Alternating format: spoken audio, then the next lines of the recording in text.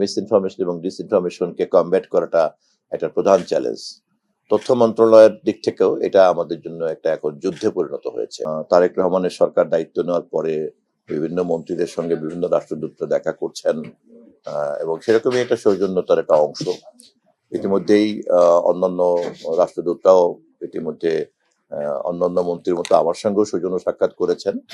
মার্কিন যুক্তরাষ্ট্রের রাষ্ট্রদূতের সাক্ষাৎটা আজকে হলো এবং এরকম একটা সৌজন্য সাক্ষাতের মাধ্যমে আমরা পরস্পরের যে বন্ধুত্ব, বিশেষ করে আমাদের গার্মেন্টস রপ্তানির ক্ষেত্রে সবচেয়ে বড় ডেস্টিনেশন হচ্ছে মার্কিন যুক্তরাষ্ট্র। আমাদের মানবিক সহযোগিতার ক্ষেত্রে সবচেয়ে বড় দাতা হচ্ছে তারা।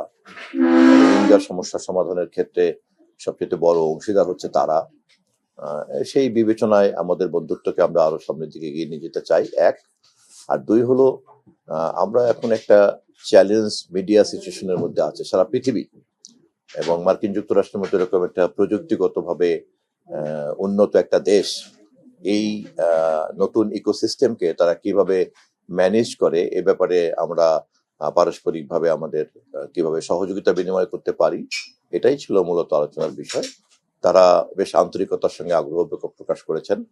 মার্কিন যুক্তরাষ্ট্রের ফেডারেল কমিশন ফর মিডিয়া কিভাবে কাজ করে এবং আমাদেরকে তারা এখানে একটা মিডিয়া কমিশন গঠন করার যে প্রতিশ্রুতি আমাদের সরকার ঘোষণা করেছি আমরা, সেই কাজটা এগিয়ে নেওয়ার ক্ষেত্রে তারা আমাদেরকে নৈতিক সহযোগিতা করবেন।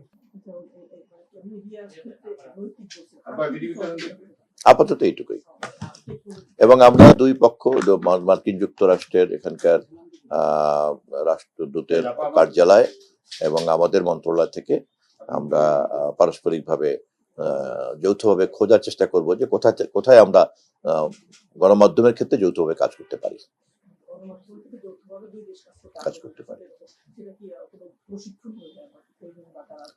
এটা হতে পারে, এটা হতে পারে, এটা কোনো স্পেসিফিক। আজকে কেবলই একটা সাধারণ আলোচনা, এবং পরবর্তী আলোচনাতে হয়তো এই সমস্ত কাজের ক্ষেত্রগুলি বেরিয়ে আসবে।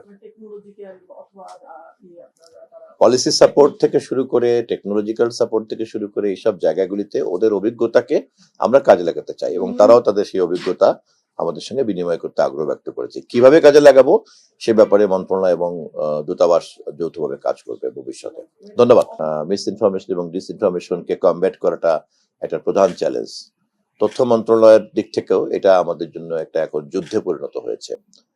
বিশেষ করে ডিজিটাল প্ল্যাটফর্মগুলিতে যেভাবে মানুষের জন্য সুযোগ রয়ে গেছে, সেই সুযোগে অপতথ্য প্রচারকারীরা একটা বড় ধরনের সমস্যা তৈরি করছে সমাজ জীবনে, রাষ্ট্র জীবনে, নাগরিক জীবনে। এবং সেই ক্ষেত্রে রাষ্ট্র এবং সরকার কিভাবে জনগণকে এই অপতথ্যের হাত থেকে সুরক্ষা দিতে পারে, এটা আমাদের জন্য একটা বড় চ্যালেঞ্জ। একসময় চ্যালেঞ্জ ছিল গণমাধ্যমের ফ্রিডম, এখন শুধু ফ্রিডম নয়, ব্যালেন্সড ফ্রিডমটা কিন্তু একটা ইম্পর্টেন্ট। কারণ যারা ফ্রিডম এক্সারসাইজ করছেন, সেটা প্রতিষ্ঠান হোক অথবা সেটা ব্যক্তি হোক, বিশেষ করে যখন সোশ্যাল মিডিয়াতে আমরা দেখছি যে এই ফ্রিডমের অপব্যবহারটা এমন হচ্ছে যা সাধারণ মানুষের জন্য অনেক বেশি ভুক্তভোগী হয়ে পড়ছেন তারা। অতএব গণমাধ্যমের স্বাধীনতা এবং অপতথ্যের হাত থেকে জনগণকে সুরক্ষা দেওয়া, দুটো কাজই তথ্য মন্ত্রণালয়কে একসঙ্গে করতে হচ্ছে। আমরা সমস্যাটাকে বলেছি, বিনিময় করেছি, তাদের অভিজ্ঞতায় এরকম সমস্যা আছে। কিভাবে আমরা কোথায় কি করতে পারি আমরা পরবর্তীতে আলোচনাতে এগিয়ে যাব। আমাদের সমস্যা সমাধানের জন্য আপনাদের মন্ত্রণালয় থেকে কোনো কাজ করতেছে? আমরা বলতে কারা? এই যে কাজ করছি বলেই তো এরকম একটা উন্নত দেশের অভিজ্ঞতার জন্য আমরা আগ্রহ ব্যক্ত করেছি। অন্যান্য উদ্যোগের সঙ্গে এটা একটা উদ্যোগ।